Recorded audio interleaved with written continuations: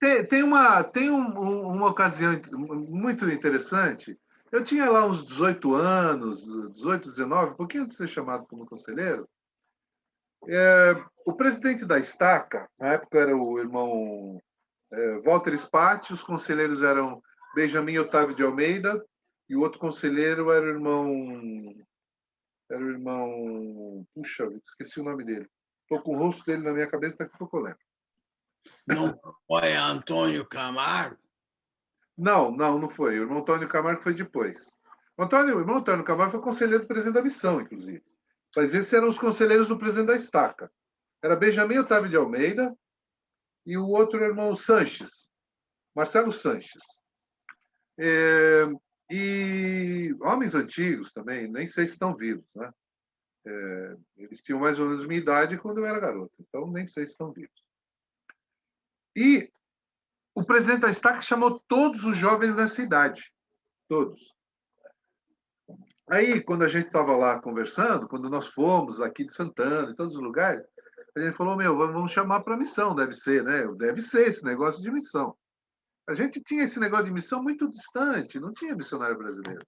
Tinha um ou outro que foi, o Leonel Samaia, o Homero Amato, alguns assim, um ou outro cara que tinha ido. Eram, né? Uma irmã que mora aqui em Santana, que depois acabou se afastando, Zeneide Pena Pereira, uma irmã fantástica, também foi missionária do presidente Bengeder na época. Bom, aí nós fomos lá, fomos chamados. Quando chegou a minha vez, o conselheiro da Estaca me falou assim, irmão, o que você acha de ir para a missão? As técnicas de chamado foram se aperfeiçoando com o passar do tempo. Acho que a pessoa, eu tenho a impressão que alguns ficavam constrangidos de dizer, em nome de Jesus, eu chamo como missionário da igreja, não é? Que é o que eu falei para os pais do Lucas. Em nome de Jesus, porque Jesus me investiu com essa autoridade. Eu estava efetivamente falando no nome dele, e se Jesus estivesse, ele dizia, eu te chamo para a missão. Então, eu não poderia dizer, eu te chamo para a missão, porque eu não sou Jesus. Eu tenho que dizer, em nome de Jesus, eu o chamo para a missão de tempo integral. Então, o irmão falou, o que você acha de fazer missão? Eu falei assim, olha, presidente, não era o presidente da Estaca, era um dos conselheiros. Eu falei, olha, hoje eu tenho 10 cargos. Eu fui falando os cargos que eu tinha. Eram 10 cargos. Nossa, mãe. Aí ele falou assim, e dois deles, um era diretor de ensino e o outro era o presidente dos rapazes, entre outros todos, professor de, bom, sei lá, um monte. Aí o presidente olhou para mim e falou, no fim, tudo é missão, né? Tudo bem, irmão, obrigado, até logo. E fui embora. Depois eu fui chamado conselheiro do bispo. Conforme passou um tempo, né, como conselheiro do bispo, eu não lembro, eu fui chamado, eu não lembro a data que eu fui chamado, mas foi, sei lá, 2 ou 3 anos antes do ano de 1976, que foi quando eu fui para a missão. Então, em 1975, ao cabo de 1975, talvez pela metade do ano, um determinado irmão falou uma asneira qualquer depois da reunião sacramental e eu respondi rudemente para ele, sabe? Respondi rudemente. Me arrependo até hoje. Eu estava certo na minha razão, mas não estava certo na forma, não é? O irmão estava totalmente errado e eu estava totalmente certo. Só que no momento em que eu respondi com muita aspereza, eu me tornei errado, né? Então me arrependo até hoje de ter falado assim com aquela rudeza. Eu fiquei estressado e eu virei as costas e fui embora. Fui para minha casa.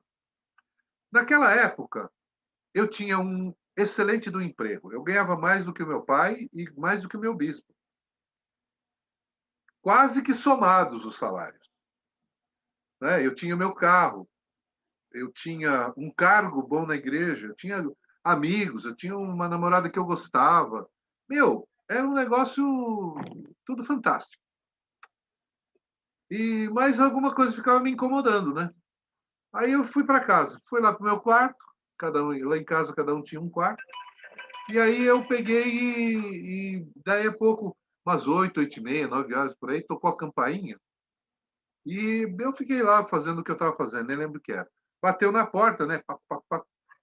Era o bispo, Jorge Flávio de Moraes.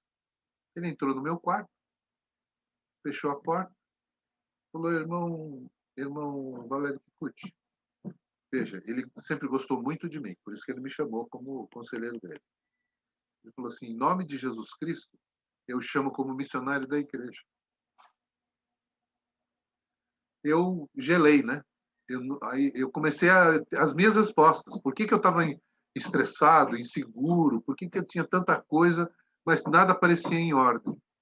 Eu levantei e falei: bispo, espera um pouco. Levantei, fui para a cozinha, meu pai e minha mãe estavam na cozinha, lá conversando. Falei: bispo, pai, o bispo me chamou para missão. Ele falou assim: pode ir que eu seguro. Eu falei: bispo, tá bom. Aí ele preencheu meu chamado não, minha recomendação, né? Na época, o Lucas não lembra disso, mas a gente preenchia isso em papel, era tudo em papel, fotografia, aquelas coisas. E aí eu fui chamado para Portugal. Fui chamado na metade do ano, um pouco depois, e normalmente 4, 5 meses antes, porque eu tinha problemas de visto para entrar em Portugal. Mesmo em Portugal, mesmo brasileiro. Então, demorou um tempo e tal, e aí fui para Portugal.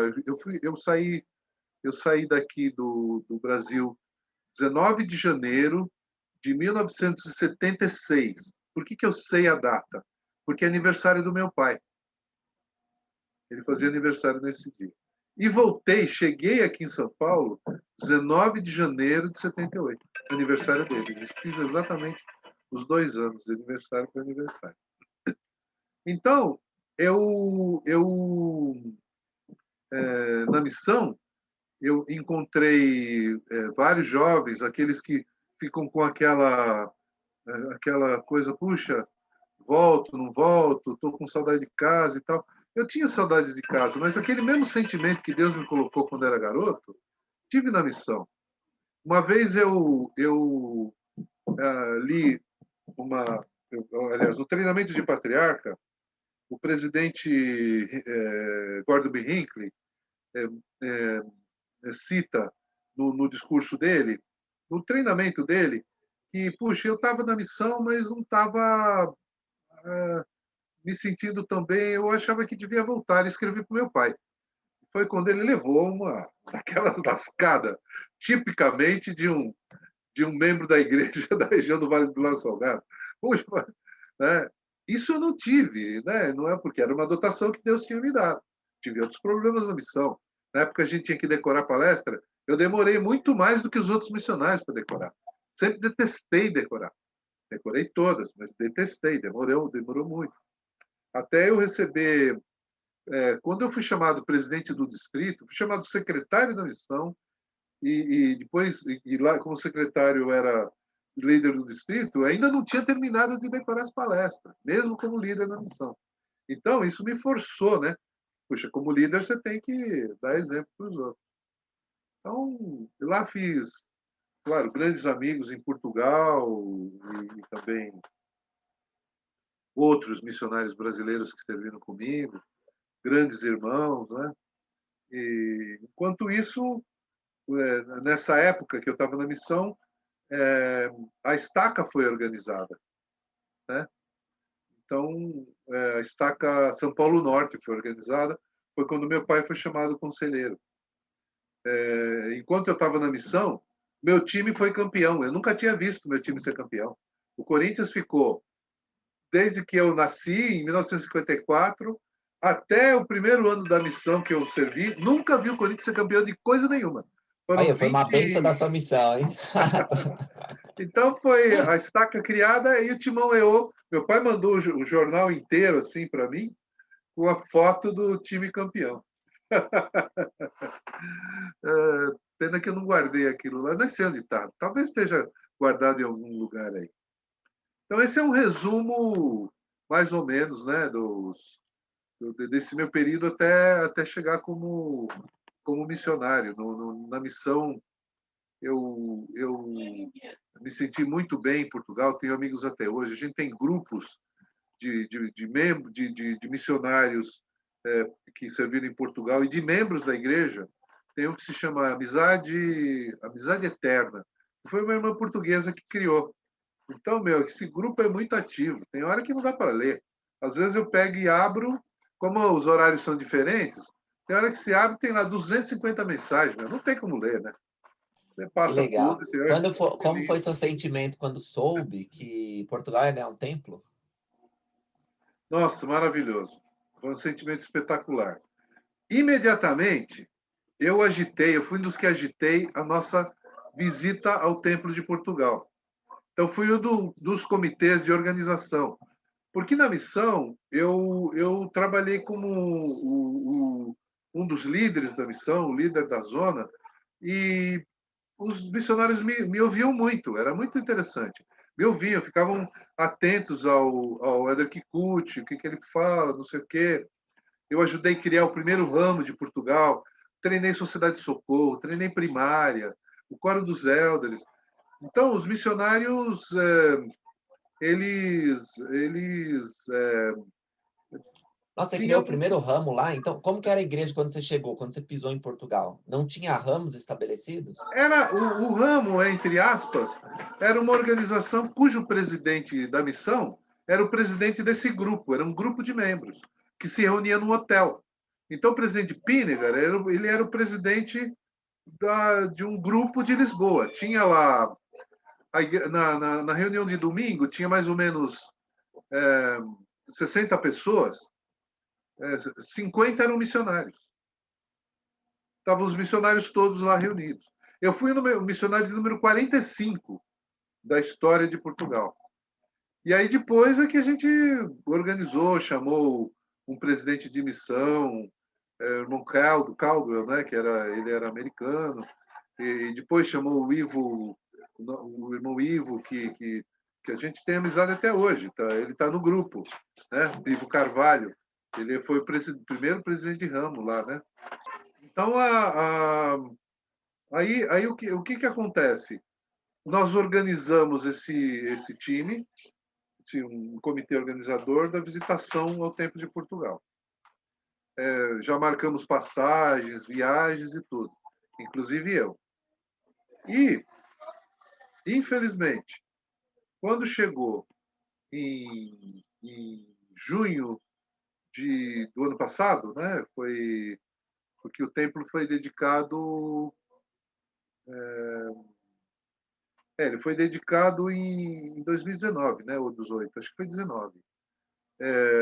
Foi dedicado em agosto, setembro de 2019, eu acho. É isso mesmo. Em junho eu fui diagnosticado com um tumor sério. E isso me levou à mesa de cirurgia e eu fiquei 3 meses sem poder viajar. Fiquei um mês de hospital, antibióticos e me recuperando. Então eu perdi, não acredito que eu perdi a dedicação do Tempo de Portugal. Eu fui só no final do ano, aí eu estava lá sozinho, me encontrei lá com o Tsushi, alguns membros. Fui sozinho, inclusive que aproveitei uma viagem de negócios. Na época eu trabalhava com o Lindolfo, lá no Mr. Tini. E então aí eu conheci o templo, passei nas sessões templárias e é emocionante você chegar lá, encontrar o templo depois de tudo o que a gente passou na época, né? Nós chegamos na época de pós-comunismo e os comunistas era radical de direita, a revolução trouxe o radicalismo de esquerda e o pessoal da esquerda acabou com o país, acabou com o país, acabou com o ouro, com o dinheiro, acabou com o país, terminou. Expulsaram os empresários, acabou. Quando o país estava na mais absoluta miséria, o centro-direita assumiu, foi quando a gente começou a entrar, a igreja começou a entrar aos poucos, né? E aí é que a gente começou a construir a igreja. E Portugal hoje tem um nível de batismo interessante. Na época, Portugal e Espanha batizavam, em média, uma pessoa por missionário por missão. 2 anos. Uma dupla de missionários batizavam 2 pessoas em 2 anos. Quando a gente começou a trabalhar em Portugal, misturando com os brasileiros, a gente já chegou a uma média de um batismo por mês, por dupla, né? Então, batismo, meio batismo, quer dizer, dá mais ou menos o número que ocorreu comigo. Foram umas 14, 15 pessoas ao longo de 2 anos, que era mais ou menos a média. Tinha alguns caras muito feras que batizavam mais, né? Tipo o Sebastião Oliveira, o Carlos Martins, que hoje é Carlos Luiz Martins, o outro Oliveira. Tinha alguns caras que aqueles eram muito, muito batizadores. Eu ficava na média, eu era respeitado pela liderança, mas em termos de batizadores, eram aqueles caras. Aqueles caras, eles eram Que legal. os reis do Saber um batismo. pouco mais da história de Portugal. Bom, aí você voltou depois de 2 anos, no aniversário do seu pai, para casa. E você já não tinha mais aquele emprego? Não sei se a moça estava te esperando. Como é que foi? Não, nós desmanchamos. Nós desmanchamos na mesma semana. Foi interessante. Quando eu cheguei à conclusão que o namoro atrapalha a missão, eu cheguei a essa conclusão, passou, sei lá, 2, 3 meses, não lembro exatamente. E, e aí eu escrevi para ela e eu escrevi para ela e mandei no correio. Na mesma semana eu recebi uma carta dela sugerindo a mesma coisa. Foi muito interessante. Somos grandes amigos até hoje, né? Grandes amigos. E, e ela me escreveu dando incentivo durante a missão. Como eu sempre gostei muito de carta, muito.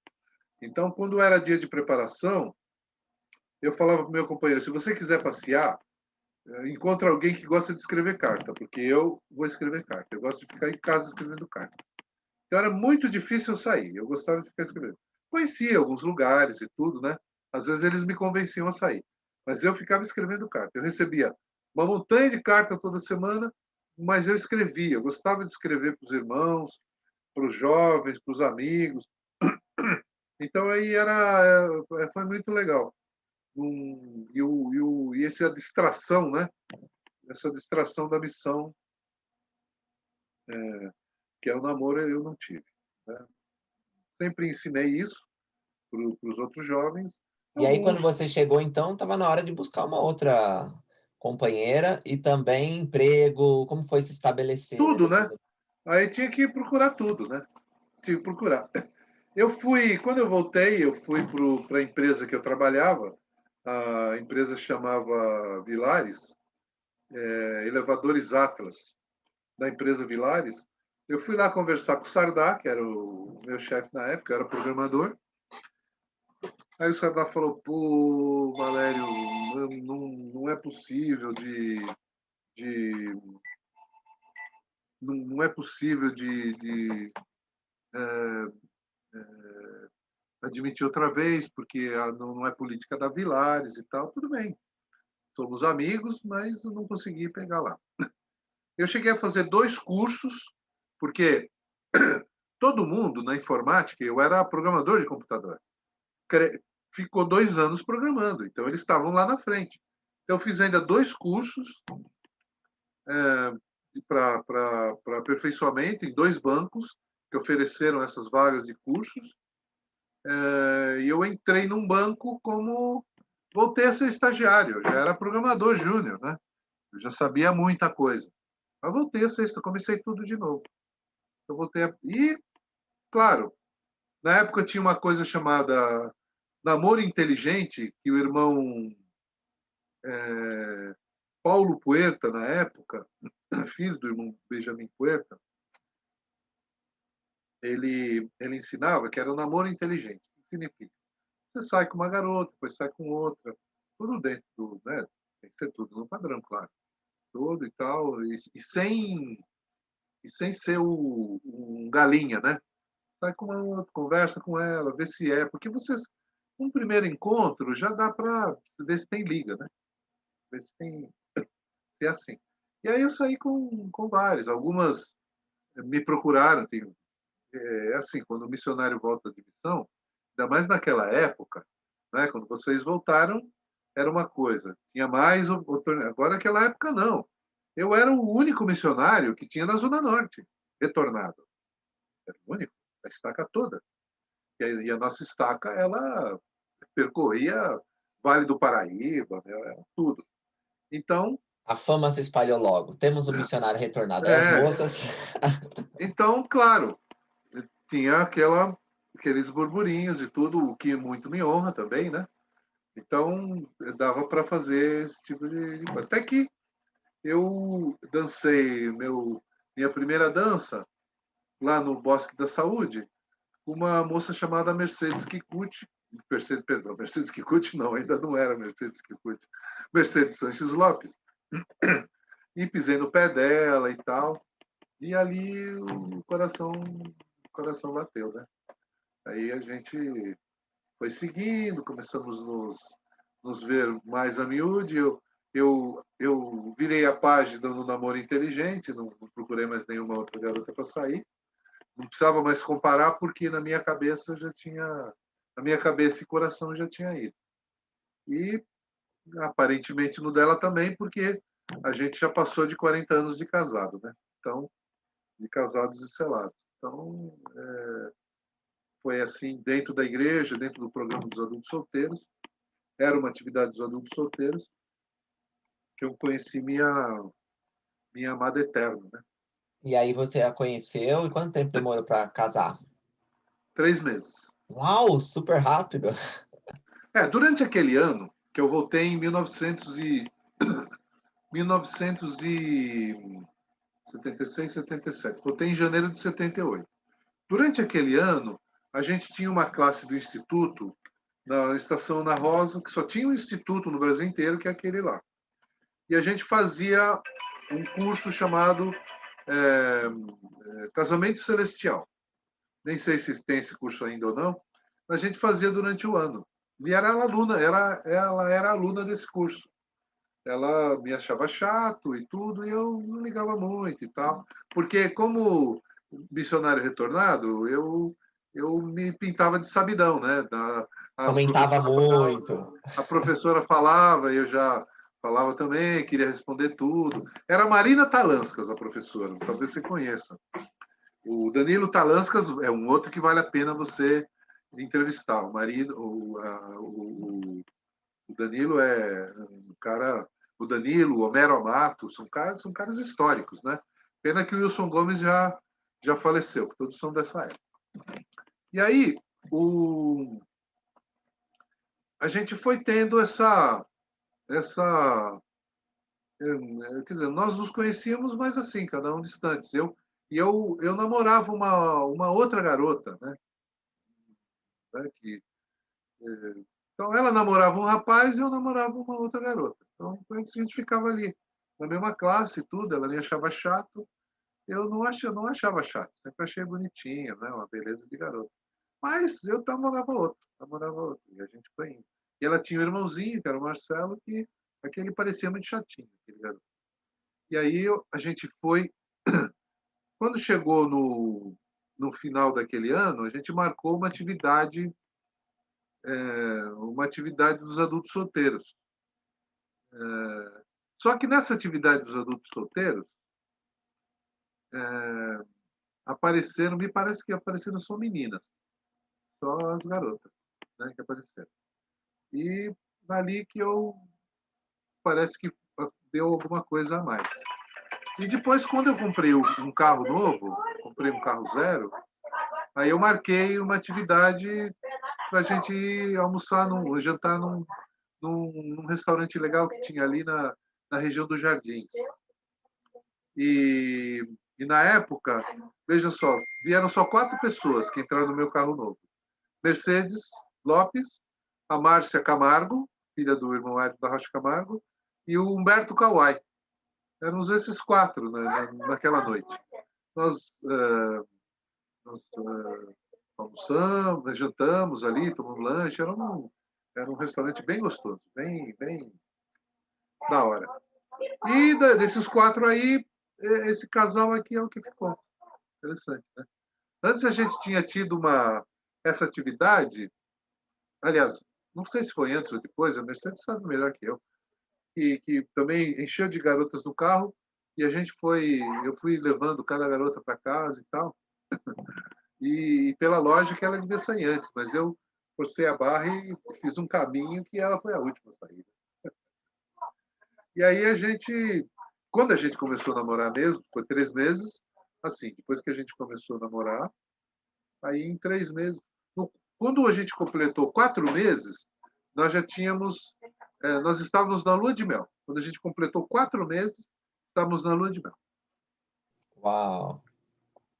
Que era mais ou menos a ideia. Você tem a mesma fé.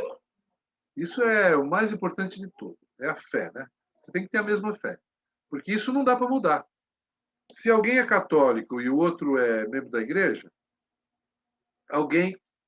ou vocês vão brigar, ou alguém tem que negar a sua própria fé em favor do outro.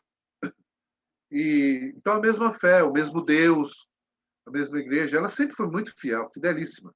A gente, tanto ela quanto eu, tínhamos que escolher alguém que, se um perdesse o outro, ia continuar. Entende? Então, se por acaso eu tivesse me afastado da igreja, tenho certeza ele ia continuar. Ele ia me dizer: meu, você quer ficar fora? Você fica, mas eu sirvo o mestre. Né? Então, isso dá muita força para a gente. Para gente Que que é legal. E homem, como né? foi? E como é sua família hoje? Quantos filhos vocês tiveram? Eu já vi que você tem uma netinha aí, conta para nós. Hoje nós temos 6 filhos e 10 netos. 10 netos. Então, o Marcelo acabou sendo o nosso filho mais velho, né? Ele se incorporou nesse time e eu o tenho como filho mais velho, ponto. Ele é o meu filho mais velho. E depois aí nasceu Valério, Gabriel, Rebeca, Estela, que é uma filha nossa que faleceu com 3 meses, e Amanda. Amanda é a mais nova. E aí o Marcelo tem uma filha, aí o Gabriel, o Valério tem um filho, que chama Valério também. Então aqui em casa tem 3 Valérios. Todos os homens aqui em casa se chamam Valério. E o Gabriel tem 3 filhos. Aí em seguida a Rebeca, que tem 3 filhos. Aí a Estelinha, que faleceu, ela está nos esperando lá, né? Ela já está no Celeste. Depois a Amanda, que tem 2 filhos. Aí quando a Amanda engravidou, ela nos perguntou se podia pôr Estela na filha dela. Então a gente tem essa que vocês viram agora, é a nossa Estelinha, né? E de novo, se a gente acreditasse na reencarnação, diria: pronto, eu tenho a filha reencarnada aqui, porque ela é uma doçura, como era a tia dela, né? Que ela não conheceu. Porque a Amanda quis pôr Estela, porque em casa em casa dos membros da igreja, nós que acreditamos no plano de salvação, nós vamos nos encontrar um dia. Então, a nossa lista de reunião familiar sempre tinha lá papai e mamãe, Marcelo, Valério, Gabriel, Rebeca, Estela e Amanda. Estela sempre presente. Então, a Estela na nossa casa sempre esteve presente. E a Amanda foi a única que não conheceu a irmã. A Rebeca tinha 4 anos, então a Rebeca conheceu a irmã. Ficou, inclusive, com um certo trauma com o falecimento da irmãzinha. Conta E sobre isso, se você quiser, evidentemente. A Estela, ela nasceu, quanto tempo ela teve de sobreviver? Quanto tempo ela viveu antes de viveu 3 falecer? meses. 3 meses, um Ela bebê. viveu 3 meses conosco e ela morreu com aquilo que a gente chama síndrome do berço. Ela morreu dormindo, no berço. Né? Estávamos aqui embaixo, nessa mesma casa. A minha esposa, ela sempre tinha muito leite, ela percebeu que a blusa dela já estava molhada, ela falou: opa, a Estela não acordou para tomar o leite, eu vou subir. Quando ela subiu, ela deu um grito lá em cima, porque ela mexeu na menina e a menina estava imóvel. Morreu dormindo. Então, a gente ficou, né, assim, e a perda de um filho, para quem já perdeu um filho, tem mais ou menos uma ideia. Você pode perder qualquer coisa, mas você perde um filho, é uma dor que é insuportável. Então, foi muito tempo, minha esposa principalmente chorando muito. Eu chorava sempre que me lembrava dela. O tempo hoje passou, então nós não choramos mais, mas a gente tem aquele aperto no coração, né? Porque a Estelinha teria hoje 32 anos, né? A nossa filha. Eu Provavelmente trabalhei, seria a mãe de netinhos também, né? também teria, né? Não, perdão, Agora, ela teria 33, iria fazer esse ano ó, 34. vocês têm essa certeza de que vão estar com ela, tanto que contavam na noite familiar, né? Porque foram selados no templo. Como foi isso? Vocês se casaram e foram no recém-inaugurado Templo de São Paulo? É isso mesmo. Nós nos casamos e fomos selados no Templo de São Paulo. Na época, meu pai não era selador, né? Quem nos selou foi o irmão Benjamin Puerta, o pai do irmão Paulo Puerta. Temos a nossa certidão de selamento e no verso a linha de autoridade, né? Como o selador é um ofício do sacerdócio, tem a linha de autoridade do irmão Benjamin Puerta, dando conta do nosso selamento. E a partir de lá, os nossos filhos nasceram no convênio, né? Todos nasceram no convênio. E que isso é uma grande bênção para nós. Independentemente se eles estão ou não estão com alguma atividade na igreja, eu tenho a firme certeza da promessa que eu ouvi que eu li, né? Do Elder Parley P. Pratt, que foi um dos 12, dos primórdios lá atrás. Ele dizia: não importa se os seus filhos estão menos ativos hoje, eles voltam. Eles são seus, eles voltam. Porque o selamento, ele não é uma coisa que a gente faz como uma atividade da igreja. O selamento extrapola o universo, o mundo sem fim. Tudo vai passar. A igreja vai passar. As casas vão passar. Tudo vai passar. Mas o selamento não. A ordem patriarcal não muda. E para você quebrar uma ordem patriarcal, você precisa fazer um esforço muito forte. Muito forte. Né? Você tem que ser um sujeito demoníaco. Senão a ordem patriarcal ela será mantida. Porque Deus vai inspirar as pessoas a serem mais santas para que a ordem fique cumprida. Claro, a gente entende hoje muito pouco de ordem patriarcal, entende muito pouco da vida depois da morte, pela nossa própria perda da memória por conta do véu, né, do esquecimento, mas o que a gente sabe é isso: a Igreja Apostólica deixa de existir. Né? Hoje a Igreja é detentora de todo o poder, porque o Cristo falou que era assim. Mas em algum momento, quando ele assumir, a Igreja deixa de ter razão de ser. Em algum momento, os templos deixam de ser importantes, porque não precisamos mais de selamento. Todas as ordens já serão mantidas. E outros mundos vão utilizar a mesma doutrina que nós estamos usando. Né? Perfeito. Irmão Kiko, estamos nos aproximando do final da entrevista, mas certamente eu quero ouvir mais de ti sobre quando você foi presidente de missão, quando você serviu como bispo, agora como patriarca. Então, se você quiser marcar uma segunda entrevista, a gente quer te ouvir uma outra ocasião, uma outra oportunidade. Você é que manda. Beleza, eu vou te mandar uma mensagem, então a gente marca um dia. Mas antes de terminar, você gostaria de dizer mais alguma coisa sobre o que você falou, prestar seu testemunho? Eu acho que o testemunho sempre nunca é uma coisa a mais, né? Sempre é uma coisa importante. O testemunho é uma das coisas que nos fazem apagar algumas multidões de pecados, né? Como nos ensina o Tiago, ou nos ensina a própria doutrina e convênios. Né? Então, como eu disse no início, eu tenho um firme testemunho do Evangelho restaurado. Jesus, ele restaurou a igreja dele aqui, ele dirige a igreja dele. Eu aprendi durante a missão com um grande amigo hoje, na época não éramos muito amigos, Carlos Domingues, o Helder Domingues, que hoje ele vive nos Estados Unidos, a esposa dele tem o meu nome, que é Valéria, minha xará. E o Carlos Domingues, numa reunião de testemunhos no alto de uma montanha, perto de um município chamado Sintra, ali do lado de Portugal, onde olhando daquelas montanhas, a gente vê do lado esquerdo, a gente vê o Rio Tejo, e do lado direito a gente vê o Oceano Atlântico, então a gente vê o encontro das águas ali.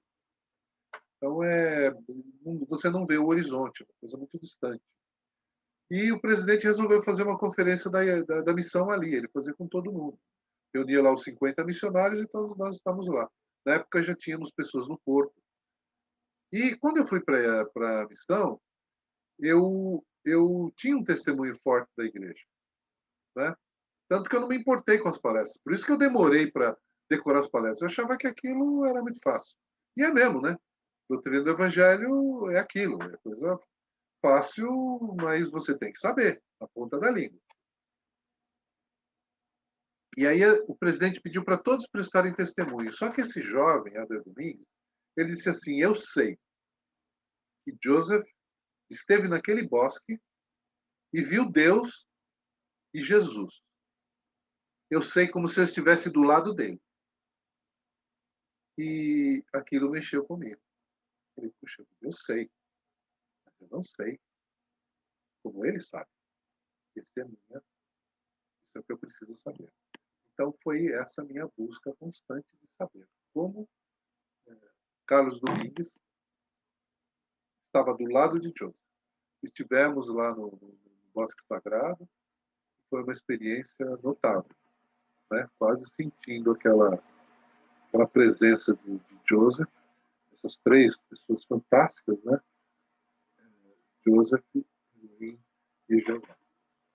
E isso é que o meu testemunho que eu tenho em nome de Jesus Cristo. Amém. Amém. Muito obrigado pela entrevista. Pessoal, deixa aí o comentário de vocês, curte esse vídeo, compartilha com os amigos. A gente vai mostrar depois esses comentários para o irmão Kikuchi. Muito obrigado e até a próxima.